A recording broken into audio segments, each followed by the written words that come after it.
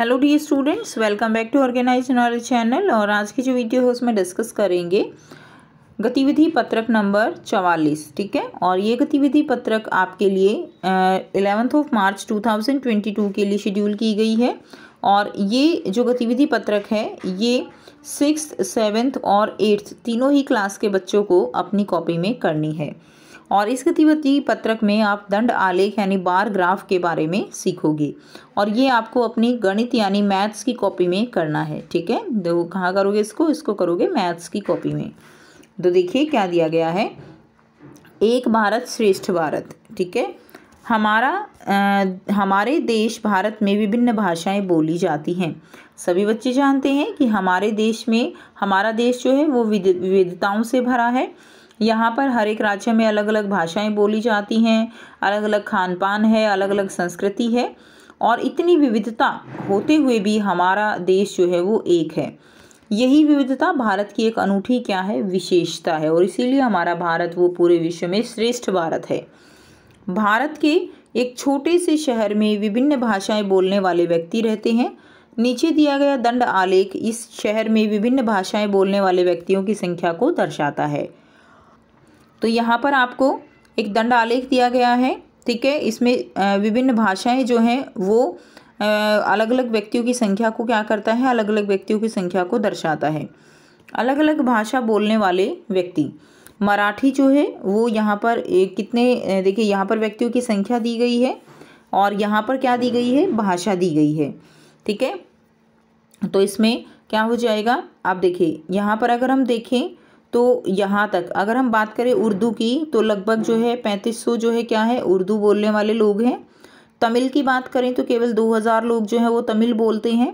अंग्रेजी 6000 लोग बोलते हैं। हिंदी बहुत सारे लोग बोलते हैं, लगभग 7500 लोग जो है वो हिंदी बोलते हैं।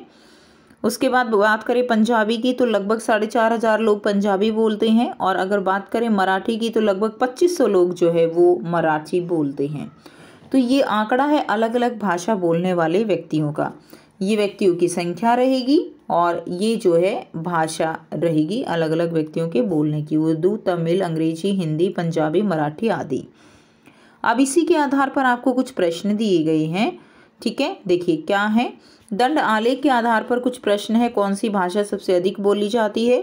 तो पहले हम समझ लेते हैं, इसके आंसर भी लिखेंगे। तो अगर इसके आधार पे देखिए तो कौन सी भाषा सबसे अधिक बोली जाती है, हिंदी भाषा वो सबसे अधिक बोली जाती है।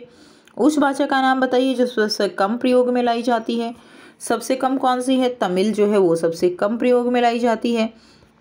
उसके बाद मराठी, पंजाबी, तमिल, उर्दू बोलने वाले कुल व्यक्तियों की संख्या ज्ञात कीजिए। तो आप क्या करोगे, जो जितने बोलते हैं उनको हम जोड़ देंगे, अभी करेंगे हम इनके आंसर।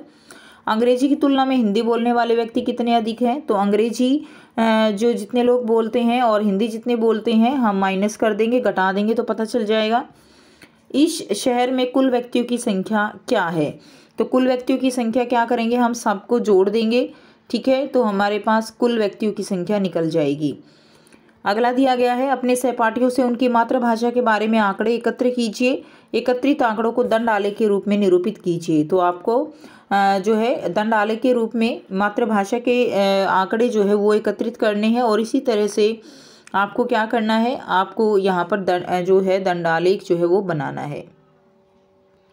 तो यहाँ से आप आंसर करेंगे। देखिए, दंड आलेख के आधार पर निम्नलिखित प्रश्नों के उत्तर दीजिए। कौन सी भाषा सबसे अधिक बोली जाती है, तो हिंदी भाषा, लगभग 7500 लोग जो हिंदी भाषा बोलते हैं। खा है, उस भाषा का नाम बताइए जो सबसे कम प्रयोग में लाई जाती है, तो तमिल जो है वो सबसे कम प्रयोग में लाई जाती है और लगभग 2000 लोग तमिल बोलते हैं। ग है, मराठी, पंजाबी, तमिल और उर्दू बोलने वाले कुछ व्यक्तियों की संख्या ज्ञात, कुल व्यक्तियों की संख्या ज्ञात कीजिए। तो हम क्या करेंगे, मराठी 2500, पंजाबी 4500, तमिल 2000, उर्दू 3500 और कुल हमने निकाला, यानी इन सबको हम क्या करेंगे, इन सबको हम जोड़ देंगे। ठीक है, तो ये हमारे पास आंसर आ जाएगा 12500। ठीक है, क्या आ जाएगा, 12500 जो है हमारा उत्तर यहाँ से हो जाएगा। उसके बाद नेक्स्ट जो दिया गया है, अंग्रेजी की तुलना में हिंदी बोलने वाले व्यक्ति कितने अधिक हैं।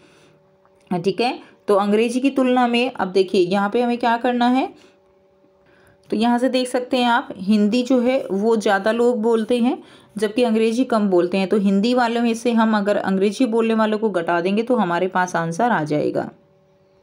तो यहाँ पे हमने क्या किया, हमने 7500 में से 6000 घटा दिया तो आंसर कितना आ जाएगा, 1500 जो है हमारे पास यहाँ से आंसर हो जाएगा। अगला जो भाग है वो है इस शहर में कुल व्यक्तियों की संख्या क्या है। तो इस शहर में कुल व्यक्तियों की संख्या क्या है, तो देखिए 2500 जमा 4500 जमा 7500, जितने भी अलग अलग भाषा बोलने वाले लोग हैं उन सबको हमने जोड़ दिया, यानी जैसे पंजाबी, मराठी, तमिल, उर्दू, हिंदी, अंग्रेजी, सबको हमने जोड़ दिया, सभी अलग अलग बोलने वाले लोगों को। तो ये आ जाएगा कुल व्यक्तियों की संख्या क्या है, तो 2500 plus 4500 plus 7500 plus 6000 plus 2000 plus 3500, ठीक है, सबको हमने जोड़ दिया तो कुल कितने आ गया, 26,000 जो है ये हमारा क्या हो जाएगा, ये हमारा आंसर हो जाएगा। क्लियर। उसके बाद अब हमें आंकड़े एकत्र करने हैं और उनको दंड आलेख के रूप में निरूपित करना है। अपने सहपाठियों से उनकी मातृभाषा के बारे में हमें पूछना है। तो आइए किस तरह से करेंगे। तो सबसे पहले आप इस तरह से लिखेंगे, हमने यहाँ पर लिखा मातृभाषा। मातृभाषा जो है यानी हिंदी, हमने जब अपने सहपाठियों से बात की तो 7 जो है लोग हिंदी बोलने वाले थे, 5 पंजाबी बोलने वाले, 3 उर्दू बोलने वाले, 2 मिले भोजपुरी बोलने वाले और 4 मिले हरियाणवी बोलने वाले। तो कुल जो है कितने हो गए, 21 जो है यहाँ पर हो गए। यहाँ पे आप विद्यार्थियों की संख्या भी लिख सकते हो या व्यक्तियों की संख्या भी लिख सकते हो, ठीक है। उसके बाद अब हमें इसका क्या करना है, इसका ग्राफ हमें बनाना है, दंडालेख बनाना है। तो यहाँ से कर लेंगे आप। देखिए सबसे पहले यहाँ पे है कि यहाँ पे हमने लिखा भाषा, कौन कौन सी भाषा बोलते हैं, हिंदी, पंजाबी, उर्दू, भोजपुरी, हरियाणवी, ठीक है। अब यहाँ पे हमने लिख लिया व्यक्तियों की संख्या। अब इसमें हमारे पास जो है हमने देखा हिंदी बोलने वाले कितने थे, 7 थे, तो हमने इस तरह से लाइन खींच दी 7 तक। पंजाबी बोलने वाले 5 थे, तो हमने यहाँ तक जो है इस तरह से जो है लाइन बना दी। उसके बाद उर्दू बोलने वाले हमारे पास केवल 3 थे, तो यहाँ हमने लाइन बना दी और इसको इस तरह से मिला देंगे। उसके बाद है भोजपुरी बोलने वाले हमारे पास जो है केवल 2 व्यक्ति थे, तो हमने इस तरह से लगा दी। हरियाणवी बोलने वाले हमारे पास 4 व्यक्ति थे, तो हमने इस तरह से जो है बना दिया। तो सेम इसी तरह से आपको क्या करना है, आपको दंड आलेख जो है वो यहाँ से आप बना सकते हो। बस आपको ध्यान रखना है कि नीचे आपको जो है क्या लिखना है, भाषा लिखना है और इधर जो है आपको व्यक्तियों की संख्या दर्शा देनी है। इस तरह से आप ये जो ग्राफ पेपर होता है, इस ग्राफ पेपर के ऊपर आप लिख सकते हो, ठीक है। ये हमारा y अक्ष होता है और ये हमारा x अक्ष होता है। क्लियर। तो ये थी प्यारे बच्चों आपकी आज की मैथ्स की वर्कशीट। आई होप सभी बच्चों को ये क्लियर है।